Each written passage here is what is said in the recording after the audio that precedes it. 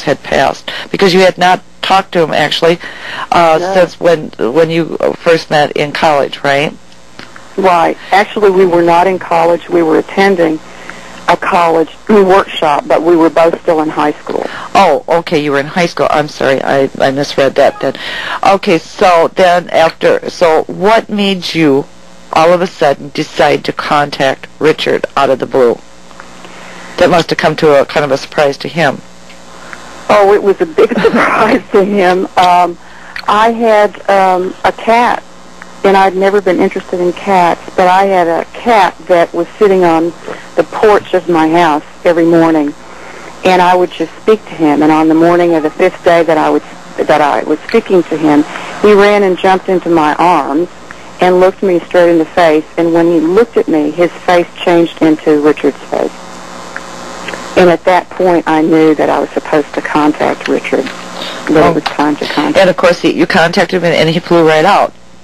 And what? And he flew out and met you, started experiencing some things. Then he left, but now, after he left, he came back. By this time, you'd read this book about this lady and life regression. You guys, both of you guys, met her, okay? Right. And then what happened? What did she say? What did she say to get? Did you also have this regression done, or was it just Richard? I also had a regression done, and it was at a different time than Richard, and I didn't speak to him about it because it was so strange. What is the title of your book, by the way? The title of my book is called My Love, Myself. Okay. And the website, if you're interested in purchasing it, is www.rootsoflight, R-O-O-T-S, of light, L-I-G-H-T.com.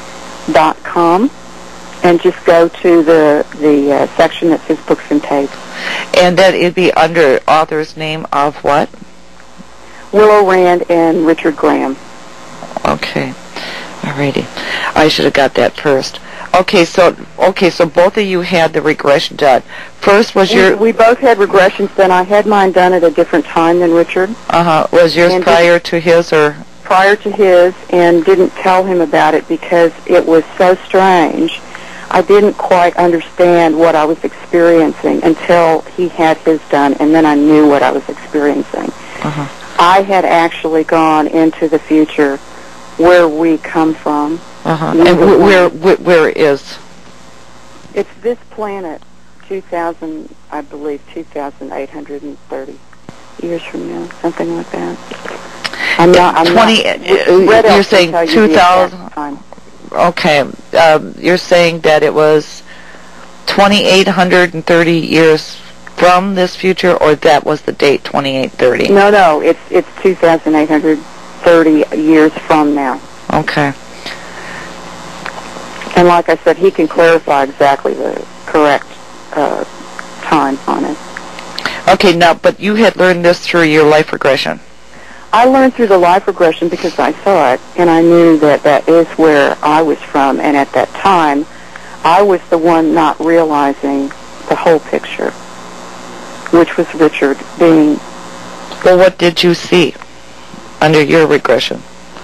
My regression, I saw a very bleak and sterile situation, environment. It was...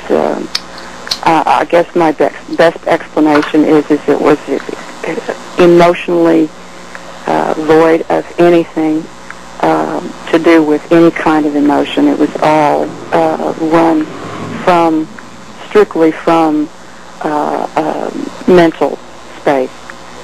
And it was very cold and sad place to be. And that's where we, Richard and I, as the same person, come from. And we will be going back to. Okay, so it came out about you coming from the future in your first regression with her. So now you never told Richard about this. I didn't. And then and so how did you get him to go in for life regression? Because you said that his happened later. Right. Well, he wanted to know, he wanted to understand the connection between us because he felt it was very unusual and very strange. And that was his question that he wanted an answer to when he went in. And I had felt when he was here that very first time on the fourth day before he left, as we were in this energy field, I had felt that I was Richard and he was Willow, that we were the same person, and that it was not a natural state for us to be in different bodies. We were meant to be in the same body, and of course that is very crazy. You know, it sounds very crazy, and I thought, even as I was feeling it and experiencing it, that it was crazy and it didn't make any sense, but there it was. I never spoke to him about it because I knew that he might not ever come back if I said that. But when he went to have his regression, he asked that question, and what he learned, he himself went into the future and found that we were the one, and we were in a female or feminine body, because there's really no male-female particular as we're learning now in the future. Mm-hmm. And he experienced us as the one and got the information himself without me saying anything. Well, what did he see? Excuse me? What did he see as far as the future went that he came from? He didn't get the kind of information I got. He only got what he asked for, which was to see us as, who we were to one another, what was the connection about. So he only really experienced the recognition of us being the one. Okay. So then you guys went back home, discussed it, and we went back home. Mm-hmm. And then what happened? How did you end up in New Zealand and he ends up in Boston? Well, each year, as I said, we do a New Year's request. And about 3 years ago, we did a New Year's request because we both felt strongly that it was time to be somewhere other than where we were. And we didn't know where. And we asked to be shown or given some information of where we were to go, or where we were supposed to be to continue what we are to do. And the answer came very, very quickly. And the answer was New Zealand. And so both of us, in a very short period of time, I closed my business of 25 years and turned the key to my 14-room house, which was full of antiques and paintings and stuff, over to the estate agent, and packed nothing but a clock and my clothes to go to New Zealand, and of course herbs and things that I do my business with. And we came over here blind, not knowing anybody, not having been here or knew nothing about it. Richard made a joke with me and said, "Well, you don't even know where it is on the map." And that was true, I didn't. But I knew this is where we were supposed to be. And so we have been working on getting residency so that we can stay permanently. And it's a difficult process in New Zealand because they're very particular about who they allow to be here. And so Richard decided to go back because we haven't been allowed to work. He decided to go back to Boston and work for a bit so that we could stay afloat. But we have gotten residency, and he will be coming back to join me. Now, when did you guys do your book? We did our book. It came off the presses when we were getting on the plane to come here, and it got on a boat and followed us. Uh-huh. So we had finished the book just as we had made the decision to come here. Okay. Now, how did you guys meet Red Elk? Well, that's the beginning of book 2. And the way that we met Red Elk is that, this is a very interesting story, my friend Barbara Barzolik, the one that did the regression, turned out to be she's a very good friend as well. It wasn't just that one-time connection. We've stayed in touch. And she called me and she said, I woke up in the middle of the night with the face of an Indian man standing over me and telling me to go to the radio and turn it on. And she said, and it wouldn't go away. And I just couldn't understand why I was being awakened at 4 in the morning or whatever it was. I don't remember. And she said, I finally got up just to make the this vision go away. And I turned on the radio like a zombie, walked over, turned on the radio, and it's coast to coast. At that time, it was Art Bell. And she said, I hear this man by the name of Red Oak talking, and she says, I'm listening for a bit, and I lose the signal about 15 minutes into it. And she said, I've spent all day trying to figure out what this whole thing is about, and I now know it has nothing to do with me. It's about you. You are supposed to get these tapes, and somehow, I don't know the rest of it, you can tell me. But get the tapes from the show, they're for you. You're supposed to have some information in them. And I said, well, I trust her. She's very psychic. And I said, okay, fine. And we were in the midst of writing our book. And so I had ordered the tapes, and they said, oh, it's going to be, 8 weeks before they show up. I said, fine. And I completely forgot about them.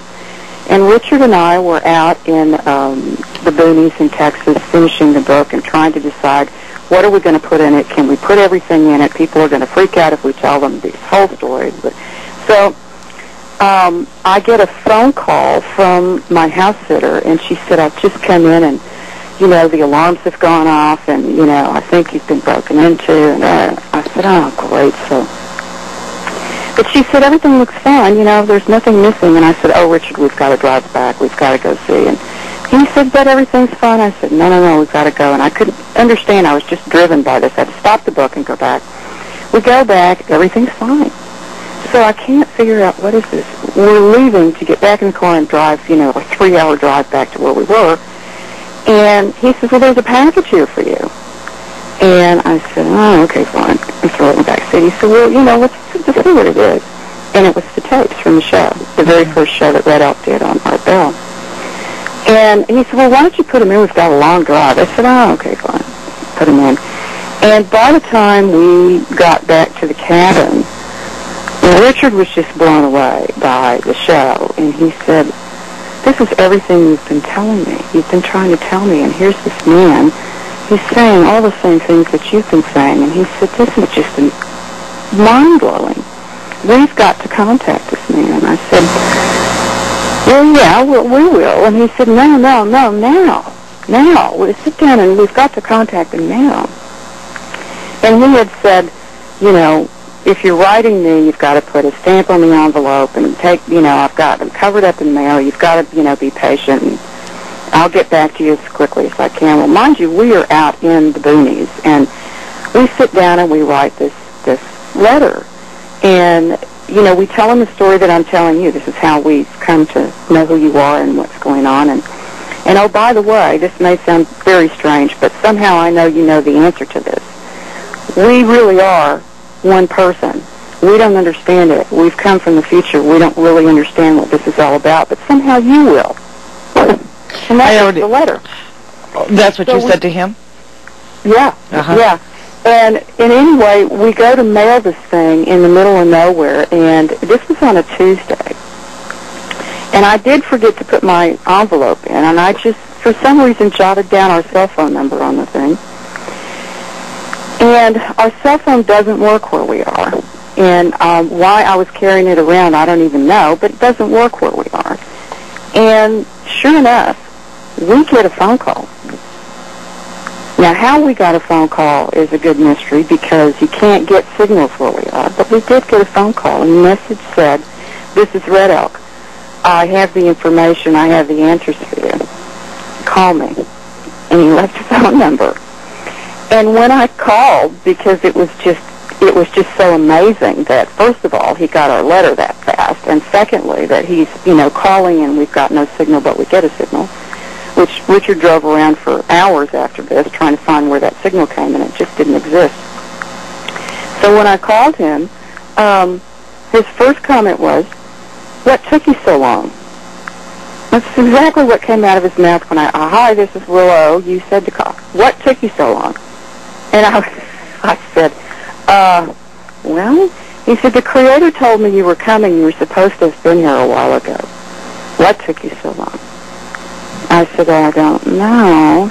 And Richard's on the other line saying, this guy's nuts. Is he nuts? He's nuts. What's he talking about?